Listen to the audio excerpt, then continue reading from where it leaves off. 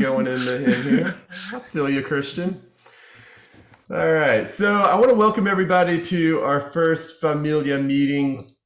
This is something that I wanted to start back last quarter, and we kind of kicked one off with a strategic plan when we approved that in February. Didn't call it a Familia meeting, called it a town hall back then, went back to the drawing board and decided that there was a little bit better marketing scheme we could do with that to hopefully get our membership engaged. And so here we are on our first Familia meeting. The idea is that we'll host these quarterly. Hopefully we'll get more and more of our membership engaged, and it's really just an opportunity to have some open dialogue of what's going on in the organization, and also give our membership an opportunity to interact directly with myself and some of our other leadership. Tonight we're going to have Fernando Paz on with us. He's our brand new, newly appointed National Board of Director Chair. And we'll spend about 30 minutes or so visiting with him. In the meantime, everybody utilize the chat area. So if there's any questions as the conversation unfolds that you want to ask, or anything you're curious about, y'all go ahead and throw those questions in there. And we'll spend the second half of the call rolling through the chat and answering questions. We do have everybody muted just because we are recording the call, and we hope that we get a good recording that we can put out in Ship Nation here in a couple of days out to the entire membership, in case we had anyone who wasn't able to join us tonight. They can go back and listen to the call. But that's really kind of the plan and the scope for the night. And like I said, we'll spend about 45 minutes to an hour here visiting and catching up and letting y'all know what's going on in the organization. So with that, let's welcome Fernando. And like I said, it's a pleasure to introduce him. He's our newly elected board chair. And Fernando currently serves as the Senior Director of Software Engineering at Cox Automotive, where he's responsible for the design and development of the software and analytics that provide key market insight and business intelligence across the automotive industry. And in addition to Cox, his career includes working with other giant tech companies such as Dell and Motorola. And he holds a Bachelor's of Science in Electrical Engineering and a Master's of Science in Engineering Management, and an MBA from the University of Florida. And if I remember correctly, you're a pretty proud Gator. I won't hold that against you, but well, hey, I'm back. Yep, I know. We'll let you claim that and own it. But he's also a longtime advocate of SHPE and deeply committed to bridging the gap between Hispanics and STEM. And we're thrilled to have him leading our National Board of Directors for the next 2 years in his new appointment. So Fernando, glad you're with us, and welcome. Thank you, Chris. Man, what an awesome honor and privilege to be here. I'm super pumped. And yeah, go Gators. I like that. So yeah, super happy to be here. Hi, everybody.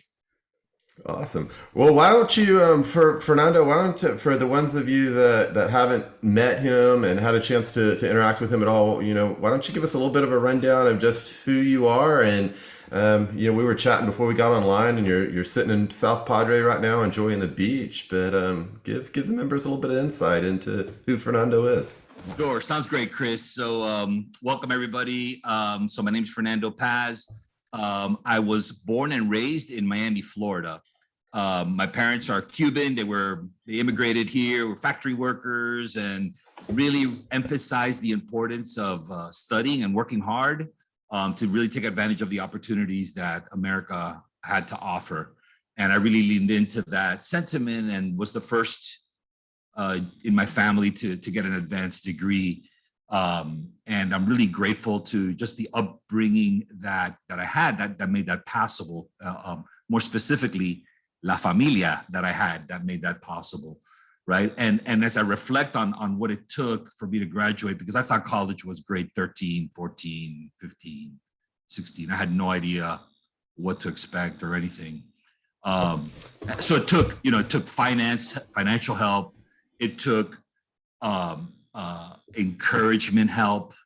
It took understanding when I felt like quitting, and my dad leading in and say, hey, give it one more shot. And it took networking help, and it took all this help right? And I would not be here today, and I would have not lived the life that I've lived today had it not been for my degree in STEM, my subsequent career, but it all started with the support and help of my personal family. And I'm so grateful that I had that. And so here's SHIP that provides that, but at scale. And it is so important because oftentimes what we lacked most, or at least I'll just say what I lacked most, was like the vision of what's even possible. And the reality is that my world was like this big, but the reality of what's possible is quite frankly infinite. It's huge. And to the extent that SHIP offers that to you, well, man, I want to be a part of that. So that's what I love about being SHIP. And I'm here to serve this organization. That's why I'm here. That's awesome. And, I mean, I've heard your story so many times, and that was a nice abbreviated version because I've heard the long one. But, you always lean into your family and your parents, but there also had to be some earlier role models, throughout the life and throughout growing up. Talk to us a little bit about those top 2 or 3 role models as you were growing up and went into your college years. One of the cool things about growing up in the community that I grew up in, primarily Hispanic, happened to be in South Florida, was there were a lot of people that had overcome tremendous adversity and had done so to succeed. So my earliest role model, aside from my parents, was actually my first ever boss.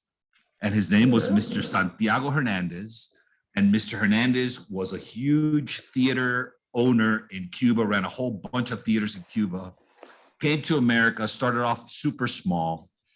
And from Mr. Hernandez, I learned my very best ever piece of advice that carried me through the rest of my career. And it goes like this. The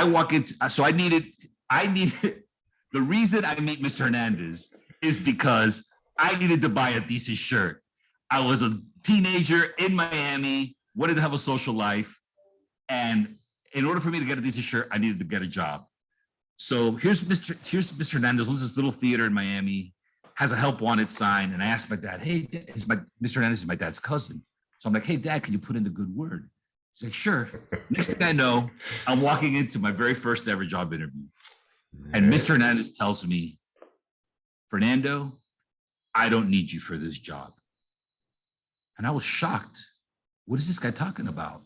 Right? He's got a sign outside. We're family. I'm awesome. What are you talking about? He says, look, Fernando, I don't need you to come here and wait to be told what to do. I need you to assess the situation and take action. So if you see a line forming outside, get back in the box office and start selling tickets. If somebody's acting up in the theater, get back in there and kick them out. If you see popcorn on the floor, sweep it up. Do you have any questions? And I really wanted to ask Mr. Hernandez a question, but I couldn't think of anything. So think. And I'm like, Mr. Hernandez, I only have one question. Where do you keep the broom? Nice. Now, I worked for Mr. Hernandez until I graduated from high school and went off to college. By the time I left, I was managing one of his new theaters. And the entire time, I had a broom by my side. Here's the point of the story, Chris, and everybody on this call. No matter where you go in your life and your career, there's always popcorn spilled on the floor everywhere. There is no shortage of popcorn. Mr. Hernandez taught me to look at that and see it as the opportunity that it is. Because while there is no shortage of popcorn, there is a shortage of people that are willing to step up, lean in, own it, and sweep it up. And I've made a career out of sweeping up the popcorn, thanks to the lessons that Mr. Hernandez taught me.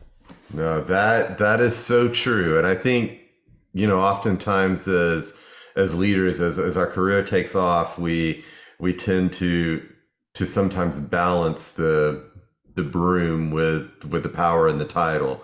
And it's truly that. It's truly a balance of not forgetting where you came from and kind of some of those fundamental characteristics, if you will, that shape us and make us over the years. So, pardon the dogs, everybody. It's that time of night. But you've got the characteristic there that stayed with you. It's helped to get you to where you're at. But those qualities also tend to evolve and mature over time. And so, you mentioned you've kept the broom with you, metaphorically speaking, or maybe literally as well. But what qualities kind of evolved out of that make you the leader you are today? Man, I'll tell you the number one quality that comes with just advancement, life, leadership, is that I hold so dear to my heart is authenticity. For a long time, right, I thought I needed to be somebody else because I heard things, I interpreted things. Hey, Fernando, you're not enough of this. Hey, Fernando, you're too much of that. Hey, Fernando, you need to be like that person over there. And that translated in my brain into, hey, there must be something wrong with me.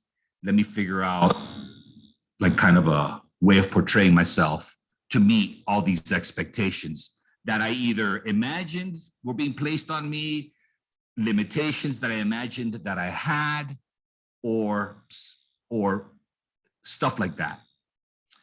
And it was interesting, Chris, because what I learned, and hopefully you guys can take a nugget out of this, how important authenticity is.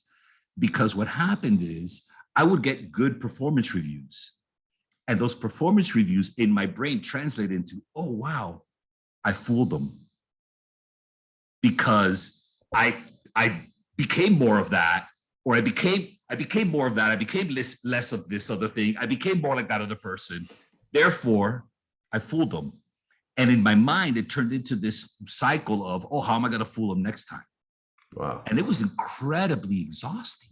Yeah. And incredibly wrong and incredibly false. And so thankfully, I had an epiphany. And I'll just share, I'm a man of faith, and through prayer, through some crazy story and stuff that happened that was like really crazy, it's like, no, man, you're awesome. You're wonderfully made, as is, on purpose, for a purpose. So lean into that. Lean into that, and you're going to see the magic that happens.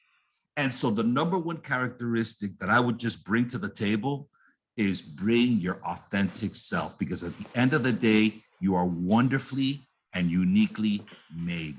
There's nobody else like you. That is not a cliche. That is fact. And there's a reason for that. And the reason for that is, you know why? Because the earth needs you. We need you as you are. So authenticity is the number one thing I would say. Oh, I love it. So you just a couple of weeks ago wrapped up your first board meeting. You got to experience the opening of NELA before you had to get back to the family and to work. But talk to us a little bit about what you experienced and what you saw as you got to really get to know some of our chapter leaders and hear some of their stories. What stood out to you? It's so funny, man, because I hadn't had the opportunity to experience SHPE in its full effect, right? Until my first conference, and then now NELA, right? Yep. And so prior to that, all I had to go on was what I saw online or what people communicated to me, right? And so it's kind of funny, whatever. I was like, sounds cool, but like I've been to conferences before, right? So, I kind of get it. I kind of knew what to expect. And I was just blown away by the following. I was blown away by, quite frankly, the 84 people on this call, plus everybody else that showed up. Yeah. The SHPE Familia is awesome and is strong. And I would characterize it this way. Bright people, energy people, people that want it, and I put a high value on wanting it, because no matter how much I may want it for each and every one of the people on this call, each and every one of the 84 participants here, I want it really badly. that doesn't amount to a hill of beans if you don't want it more than I do. At the end of the day, you got to want it more than I do. And everybody that I ran into at NELA wants it badly. Right? And I love that. I love the hunger. I love the smarts. I love the energy. I love the passion. So I am a Kool-Aid drinker, and now I'm like back making the Kool-Aid and passing it out because it is legit. It is awesome. Yeah, it's one of those experiences. It's hard to explain until you've been there, and conventions the same way. Those two events are definitely our mission at its finest, for sure. And you had an opportunity to open the NELA opening ceremony, and you talked a little bit about your leadership philosophy. And I was wondering if you could, for those that weren't a part of that President's Summit, I was wondering if you could just kind of share a little bit about your leadership philosophy and how that's impacted you, but also how you're going to bring that to the organization in your new role. Yeah, thank you so much, Chris. I appreciate that. That's true. So throughout the years, I knew very early on in my career that I wanted to be a leader of people and teams, and so I spent a lot of time learning what that really means, right? Like for real. And throughout the years, I developed what I call my leadership framework, which is when I say it, hopefully you guys will say, "Oh yeah, that's kind of like obvious, right?" Because it should be obvious, but it's incredibly important. And I'll give you my leadership framework in reverse order of priority. It has 3 elements to it. Element number 1 is, in the business world, business matters. At the end of the day, we show up to work for a reason. It's to develop a product or service and offer it to the community at large for value. So yeah, that's absolutely important, absolutely matters. Here's the thing though, you don't have to spend a lot of time like talking about business when you're at work. That's what everybody's always talking about. So okay, fine, it's important, but you don't have to really work too hard to talk about it because everybody does. So that's pillar number 1. Pillar number 2, excellence matters. So we have business matters, excellence matters. There's the what you do and the how you do it. And the what you do is very, very important. It's very, very important. But here's the interesting thing. And it seems like it's all important until you're done. One of the places I worked at was at Dell. And at Dell, when I first got there, it was about launching Windows 8. And it was Windows 8, Windows 8, Windows 8, Windows 8. That's all like morning, noon, night, Windows 8, Windows 8, Windows 8. And I was like, oh my gosh, I was so stressed out. Windows 8, okay, all right, whatever, Windows 8. We get to Windows 8, we ship Windows 8. It was Black Friday, ain't all the PCs. We were the first ones to ship Windows 8. Got it. We're gonna take out HP because we got Windows 8. Yeah, all right, party. Right? We shipped Windows 8. Guess what the next day we were talking about? Windows Next. Windows Next, Windows Next, Windows Next. My point is, the what we do is important, but it's temporary. The how we do it, excellence matters. The how we do it, here's the big thing about that. That defines who we become. That's everlasting. So focusing on excellence is just another way of saying, hey, let's work intentionally at being the best that we can be at what we're doing. So business matters, yeah. Excellence matters because the how determines who we become, which is more everlasting. And then the third one, which is actually the first one, is people matter. So the 3 in order are people matter, excellence matters, business matters. People matter. Why?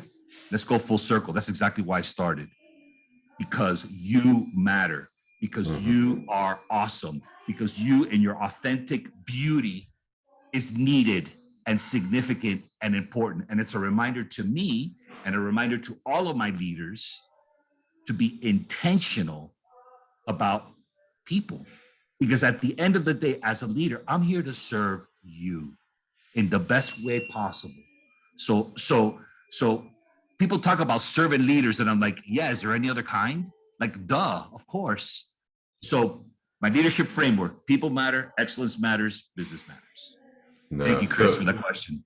it's so true, and I think it aligns so perfectly. I can understand how you got sucked in as easily as you did to the Kool-Aid, because you look at the core values of the organization, and the strongest one is familia. Exactly. It's our people. We are in the people business for sure. And speaking of that, and kind of the future of the organization and where we're headed, you and I had the opportunity to work with the board on the strategic plan, late last fall, and we approved it in February, kind of rolled it out through the RLDC season this spring. But we haven't had an opportunity to hear from any of our key board members or our officers on this strategic plan. And I'm just curious if you could share some of your insights into not only maybe a little bit about the process that we went through, but some of the key goals for you as well that really are speak to your heart. Awesome.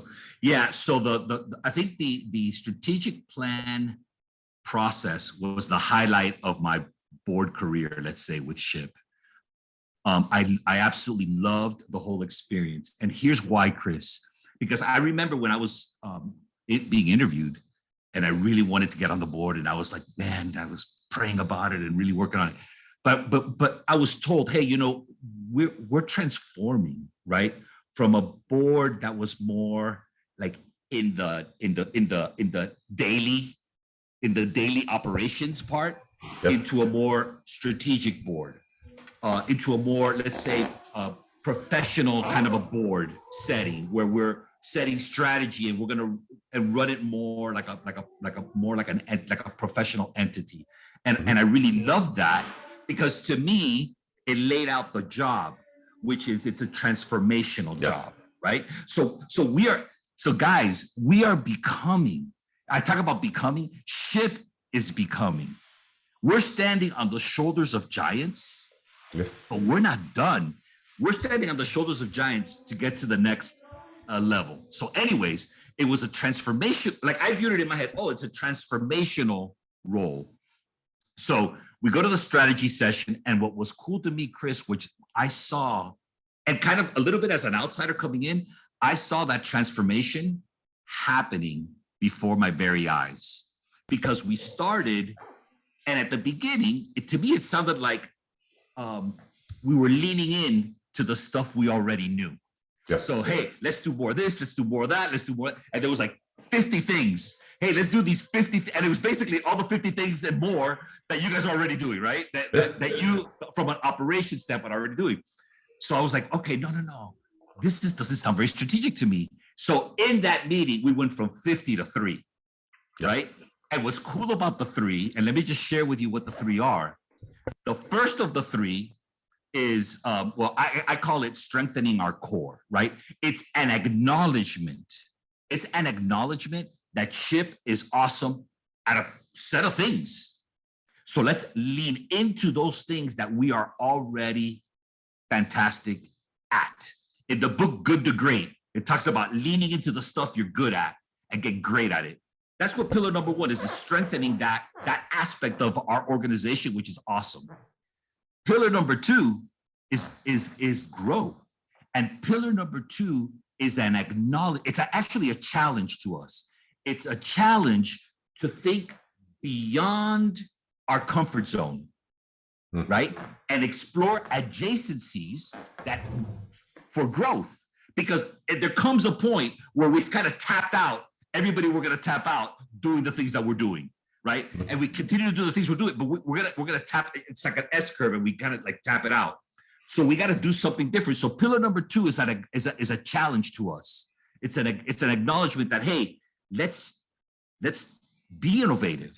Let's perhaps see things through a different lens. Let's ask about maybe what are the possibilities, and let's dare to go there and do so in a way that's measured and controlled and manage the risk, but let's explore growth opportunities that are maybe a little bit different than what we've done in the past. So that's pillar number 2. And pillar number 3 to me is just totally aspirational, right? which is all about being influential. It's all about being influential, right? And I think the word was eminence, was attain eminence in terms of Hispanics in STEM in this country. super aspirational, government relationships, be a voice that's heard in the power centers of this country. By the way, that's the rightful place where we should be, right? So, but I love that it's super visionary and aspirational. So strengthen our core is let's lead into what we're great at. Grow, which is, hey, let's be innovative and try to think of maybe seeing things differently and maybe reach out into some adjacencies. And eminence, let's be super influential in this country. 3 pillars, 3 things to think about. I just get really pumped about our strategy. I know, but if you had to pick, what's the one that you get most excited about? Because I mean, we're seeing all the passion. I'm watching the hands. I think if I tied your hands, you wouldn't be able to talk. But I know there's one here that really floats to the top for you. And which one is that and why? So it's interesting because very personally to me it's growth. Okay. To me, the one that because I guess innovation is at my heart, mm-hmm. And so I love when we crack a different nut, and then because 1 + 1 then maybe gives us 20, right? So I'm a growth person by nature, so that's the one that I love. The eminence and influential one is super aspirational, but maybe a little bit less for my personality. So yeah, I like number 2 the best.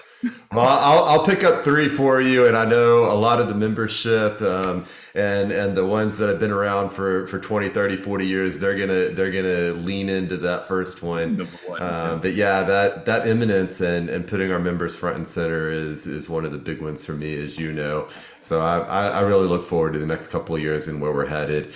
And I'm kind of keeping an eye on the time here. I'm going to ask one more question, and then we're going to open it up. So I saw Jen pop a little prompt up in the chat. You guys start getting your questions ready.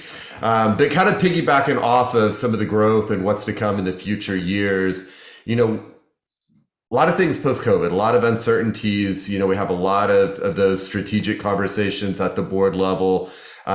But in your opinion, what do you think is going to be one of the most critical areas for us when it comes to growth over the next few years, since that second pillar was the one that you really, speaks to you? So I'll ask directly about that one for future years. I think that there are so many opportunities for SHIP in the professional ranks. That we can bring to the table that quite frankly will serve pillar number 3, will enable pillar number 3. In my mind, it's kind of funny. I have glasses, so do you. When you go to the eye doctor, you get the one little click. Mm-hmm. Oh, now it looks really clearly. Click. I think we're like one click away from really having this great focus on the professional aspects of our organization and really tapping into that. I will say one of the things that I think is an opportunity for us, and it's very kind of personal, right? I talked about Mr. Hernandez. What's interesting about Mr. Hernandez? I worked for Mr. Dell. I worked for Mr. Michael Dell. Mr. Hernandez influenced me more than Mr. Michael Dell. I worked for other massive technologies in telecommunications at Motorola, other massive leaders at Dell. And the one that influenced me was Mr. Hernandez. Mr. Hernandez instilled in me not only the pick up the popcorn ownership thing, but also this idea of paying it forward and being an example. Why was Mr. Hernandez influential to me? Well, because I know Mr. Hernandez, right? Yep. I didn't know him, but I know him. We're kind of similar. I get where he's coming from. I didn't get where Mr. Michael Dell was coming from. Brilliant genius, right? But Mr. Hernandez was more influential to me. So he instills in me this idea of paying it forward, of putting something back. And I think that there's an expectation that I'd like to start establishing with our professional members around, hey, how do we build that muscle up better and more? So Awesome. Well, Fernando, again, kind of keeping an eye on the time here. I want to, just say thank you for sharing a little bit of your story, a little bit of your philosophy overall as a leader. I mean, we've gotten to know each other over the last year or so, and I'm personally really looking forward to working with you as the new chairman. So, Jen, I've kind of been keeping a little bit of an eye on the chat. Haven't seen too many questions, I don't think, but I was curious if I might have missed something, or in the Q&A, if anything's popped up, that we can open it up. Yeah, so we have two questions for Fernando from Grover Vargas. So I'm not gonna ask them at the same time. I'm gonna ask them one at a time. So the first one is, what is the current biggest challenge of our organization? I love that question, because in the challenge comes the opportunities, right? So to me, I think the biggest challenge is the paradigm shift. Like let's shift the mindset, not across the board. Like that's why I'm into pillar number 2. The paradigm shift of like, what are the 1, 2, or 3 things, no more than that, maybe 2, that we need to think about differently to really explode in taking ship. Here's how I like to say it: writing the next chapter in ship's history. Mm-hmm. Pillar number 1 is super important, but that chapter is currently authored, right, and we're fine tuning it, but chapter number 2, that's the next one that we need to author. And I think that we need to think a little bit differently to author that next chapter, and that's a challenge because why? And for those of you that have read Innovator's Dilemma, right? Mm-hmm. When you're awesome at something, like, why change, right? I totally get it. And how to change, I totally get it. That's why it's a challenge. That's why it's difficult. That's why a lot of companies in technology get stuck in the Innovator's Dilemma, because they're like, they bring something really, I lived it at Motorola. There was a model that we employed that was fantastic until we couldn't operate that model anymore. So for SHIP, to me, the biggest challenge, or the thing that excites me, the biggest opportunity, I think, is in the, hey, how do we shift paradigm where we need to do things a little bit differently in 1 or 2 areas. Yeah. So that we can write that next chapter. Perfect, thank you. Grover's next question, and then we do have some other questions coming in as well. The next one is, what would be your advice for anyone who's looking to become a board member in corporate America? Ooh, interesting. Okay. So I'll share the path that I've taken, right? And this is a volunteer board. So there's a board in corporate America, which is a paid board. So I think that's a different level of board. But the path that I've taken is the path, quite frankly, that served me well in my career, which was intern, be willing to work for free, get the experience, and move on from there. So my first board was with a school here in Austin, Texas, a private school called San Juan Diego, and I was on the board of San Juan Diego Catholic High School, and we built a school, and it was really cool, and I learned a lot. Used that experience, raised my hand up to get on this board. This is also a volunteer board, right? So hey, let me bring my services, my passion, my energy to serve here, and learn. And then maybe from this, maybe there's another board opportunity out there. But there's just a general career development framework that I'll share with you guys real quickly. It's called LUTI, L-U-T-I, LUTI, learner, user, teacher, improver. So learner, what am I learning, right? What stage of my career am I at? What am I learning? So if I want to become a board member, what am I learning about becoming a board member? User, where am I proficient? If I need to up my proficiency, where can I get that? In the case of a board, I went to a home board that they just needed people. I'm like, okay, I'll raise my hand. I'll go in there. I'll do it for free because I'm going to get some experience, some learning and user, some proficiency experience out of it. Teacher and improver. This is the popcorn message. Teacher and improver is, okay, where can I serve next? And where are some areas that I think I can help improve? Well, that's why when I go back to the interview of SHIP, when in my head, it was like, oh, it's a transformation journey. Oh, there's a lot of improving opportunity there. I'm all in because that's the next step in my Looney model that I want to bring to the table, is that of teacher and improver. I hope that helps. I hope that helps. That's great. Thank you, Fernando. The next question is actually, I think, one for Chris. I'm gonna give Fernando a little break here and let Chris chime in. So this is a punt. This is a 4th down and punt situation, Fernando. Don't worry though, I have more for you, Fernando. But Chris, what is SHIP doing to adapt to the new hybrid era? And why not have a virtual conference to include all those who cannot afford to travel?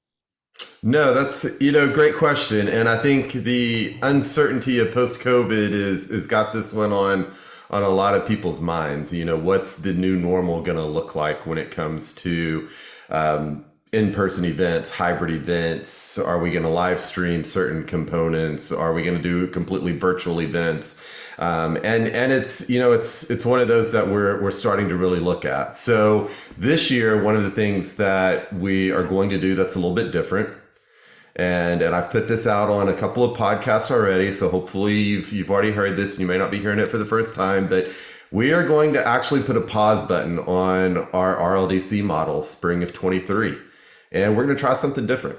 We're going to pilot it, for a lack of a better word, and see what happens and what the response is. And what we're going to do is we are going to offer 6 virtual events. They're going to be 2-day events that are industry and discipline specific. We'll have content in day 1, we'll have career fairs in day 2, and they'll be 100% virtual. And then we're going to also have 3 leadership conferences. Locations are TBD, but they'll be placed strategically across the country, where there'll be similar travel to an RLDC, maybe a little bit further, but you won't have to go cross country to get to one of these events. And the intent and the idea here is that we're going to do exactly what this question's asking. We're going to kind of lean into this post-COVID environment a little bit. We're going to lean into pillar 2 of the strategic plan, and we're going to try something different. And we're going to see what happens. We may be very successful. We may learn a few things along the way. We may look at this going into 24 and say, hey, we need a component of our historical RLDC model, but there were components of what we tried this coming spring that worked really well. And we'll kind of keep ironing it out and go from there. The idea, though, and the projections when we put this on paper is on any given year, our RLDC model historically served about 1,000 to 1,200 people. And by introducing 6 virtual conferences that are discipline specific, and then also layering in those 3 in-person leadership conferences, we believe we can touch close to 4,000 to 5,000 people for roughly about the same amount of effort here through SHIP National. And that means bigger bang, bigger fulfillment of mission, touching more people's lives, and trying to lean into and engage this new environment and landscape that we're all trying to adjust to and figure out what the new normal is going to be.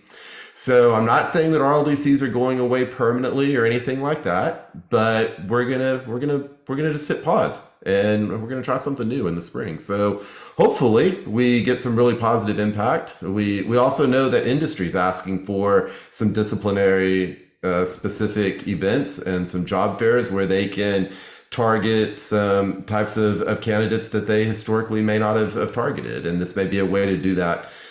So we're gonna give it a shot, roll the dice here, and see what happens.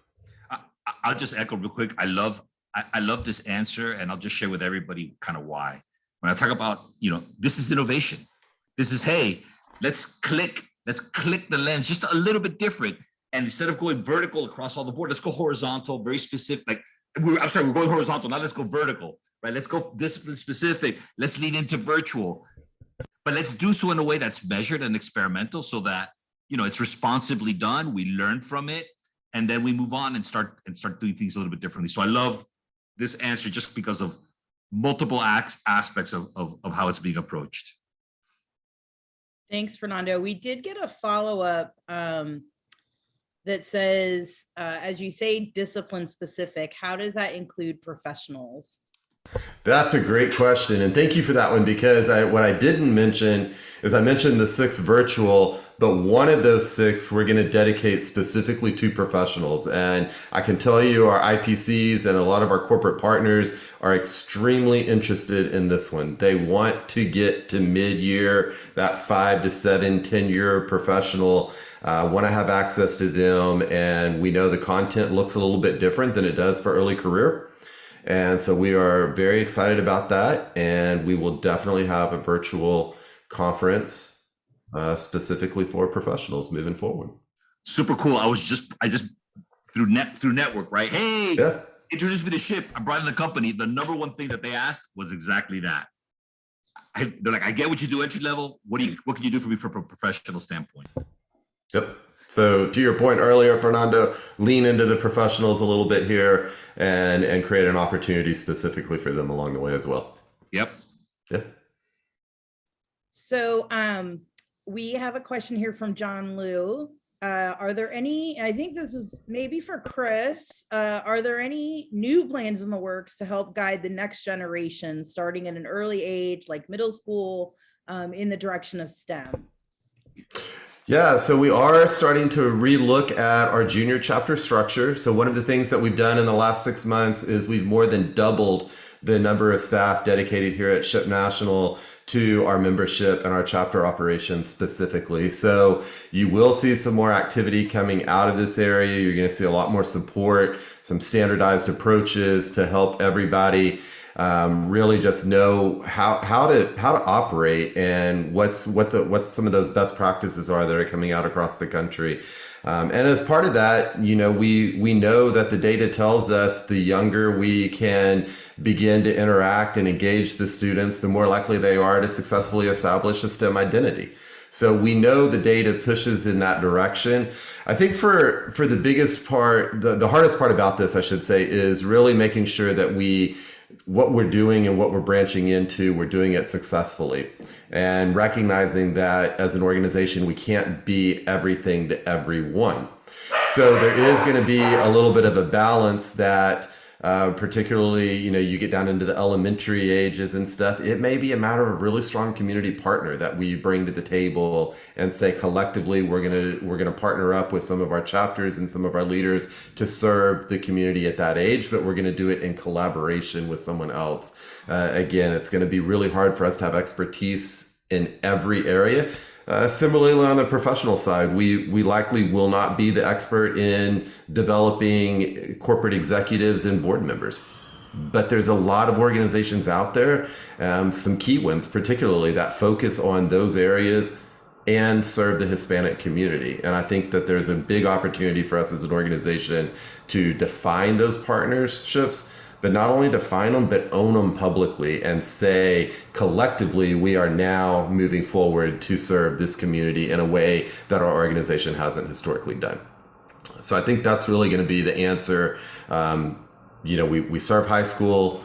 We've got a little bit of programming. We've got our junior chapters, revamp them, and then look for some partnerships to really help us fill in the blanks where that is their sole mission.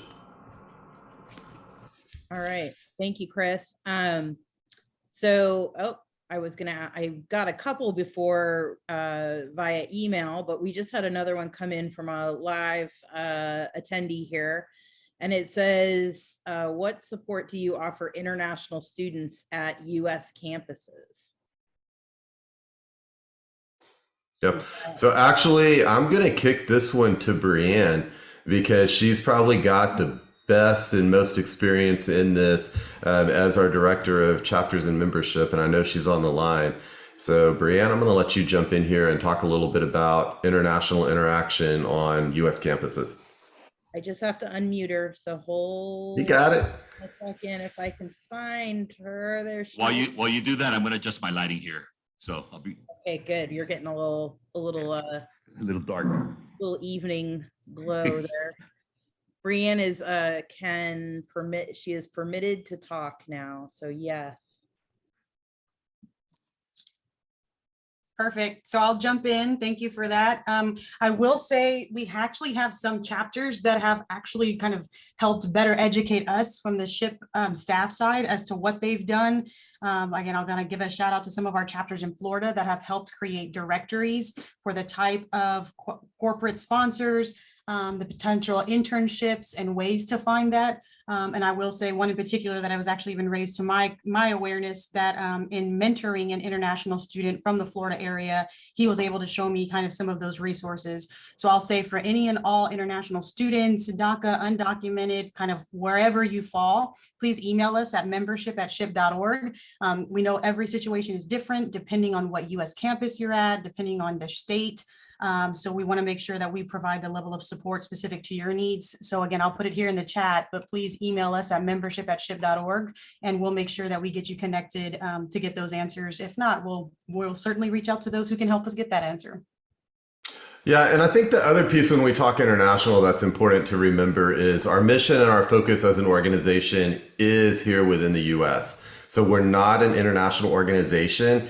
And I know oftentimes we have international members, we have international students, and there's a lot of questioning, why not go here, or do we go international at all? SWE does, for example, and you know, are we trying to take the mission international? And at this point, we're not. So I think that that's an important piece. And to Brienne's, you know, to kind of echo what she was saying, these answers do vary, and the support services do vary campus to campus. So it is really important for us to know which chapter and where these students are located so we can really drill down into what's offered locally and provide the best support that we can. Thanks, Chris. We have a couple minutes left, and actually, Freddie, we got a question from Freddie Torres, very similar to one that we got in advance. So I think we can address both of them. This one's for Fernando, and he says, what are some of the innovative plans that you guys have to improve the excellence of the members? That's a great question. I'll tell you, my first plan is this. Like, let me hear what the needs are, right? Let me better understand what the needs are.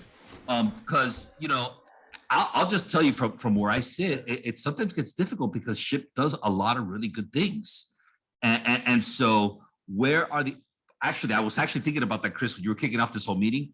That's why I want to have, like, these meetings, these are your meetings, right? So to me, step one is, how can I help you? How can I serve you better?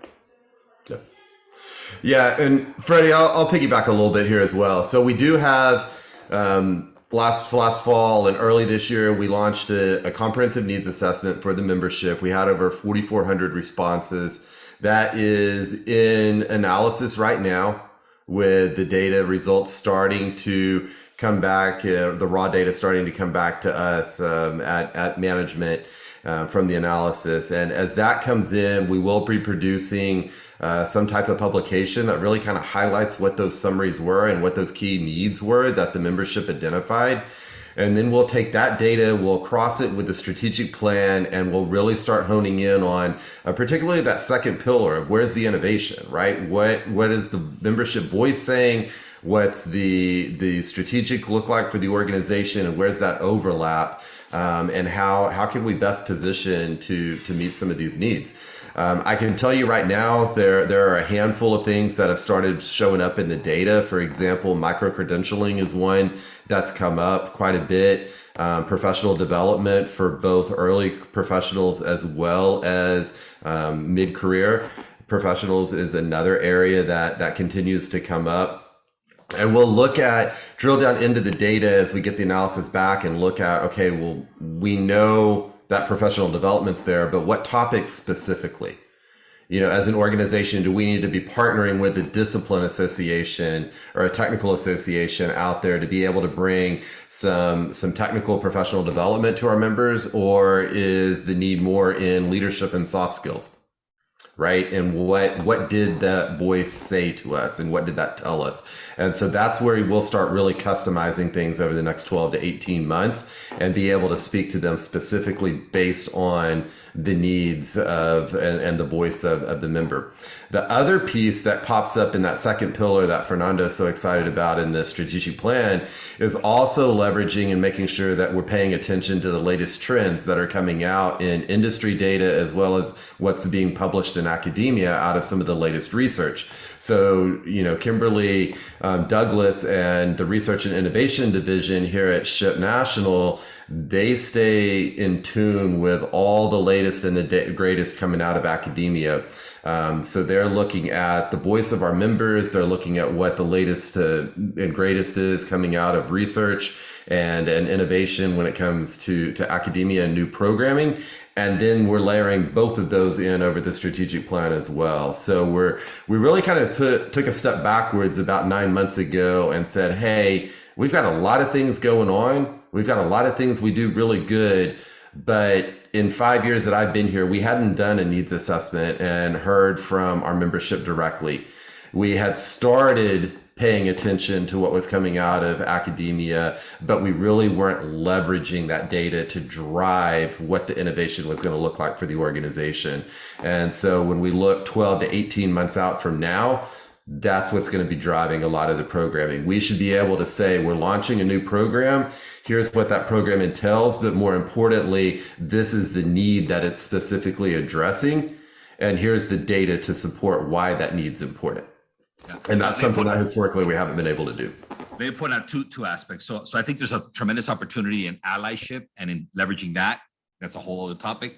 But I'm going to come back to a couple of points that Chris made, which is one of the things that we are 100% as a board focusing on is being data driven. And Chris is absolutely leaning into this, right? And so he talked about, hey, using the data to figure out like what new. He talked about using data to say, hey, this is the puts and the takes of it. The other part of using the data is, and by the way, let's have the courage to, if there's a program that is not delivering on the needs as it should, then let's not do it anymore, right? And let's have the courage to have that conversation. And so the commitment is for it to be data driven. What's the value that any particular program needs to bring? And then ask the question, is it delivering that value? And if the answer is no, then let's cut it loose. Because here's the thing, in order to grab new stuff, sometimes we have to let go of old stuff, right? If our hands are like this, it's very hard to like do more stuff. And so sometimes we have to let go. And if we have to let go of something, great, let's be open to that, but let's be data driven to do that. No, absolutely. I couldn't agree more. All right, everyone. So we are at the hour, and I would consider this a big success for the first one. A little over 80 people joined us. We've got a great recording to share with the rest of the membership later this week. And, all I'll say is thank you. Most importantly, thank you for giving us the time this evening and listening and interacting with us and allowing us to share some of the vision and where we're headed as an organization. Fernando, again, I just want to thank you as the new chair. I couldn't do this without you, and I'm really looking forward to your leadership and what you're going to bring to the table the next 2 years and the vision that you're already setting for the organization. To all the members out there, I look forward to these quarterly interactions with you. We will rotate and have different guests each quarter, and we will talk the latest and the greatest of what's SHPE, and we'll talk strategy. And along the way, we'll be as transparent as we possibly can on where we're at and where we're headed. So as many of you know, hit me up if there's any questions directly. And we are most importantly here to serve each of you. So anything you need, let us know. And I'll give a plug for convention here. If you're not already registered, look, every convention's a great one, but I can tell you Charlotte is shaping up to be the best one we've had yet. November 2nd through 6th in Charlotte this year. And you guys make sure that you're a part of it, because you're gonna kick yourself if you miss this one. And with that, hey, Chris, no, yeah, jump in, man. One more. I just want to say thank you. I want to say thank you to everybody. I'm here to serve, like Chris said. Serving, big part of serving is relationship. Please reach out to me. Reach out to me on LinkedIn. Reach out to me on the SHPE email. I'm here to serve. As far as convention, I'm going to leave you with this thought. One of the things that I do, little known fact about me, I do pig roasts for the family. And usually it's a big tradition for the holidays. And every time there's a pig roast, it's always the same. This is the best pig roast ever. Why? Because it's the one now. So with that, this is the best convention ever. You're not gonna want to miss it. By the way, my LinkedIn, if you go to the ship.org under the leadership and you click on my name, it'll send you to my LinkedIn. So that's probably the easiest way if you want to connect on LinkedIn. Yep. And I just dropped mine in the chat for everybody. There it is. I put Fernando's in the chat as well for everyone. Thank you so much. Thank you. Perfect. All right, everybody, y'all have a great evening, and let us know if you need anything at all. Have a good Talk to night. you soon. Thanks, everybody. Thank you. Good night. Night.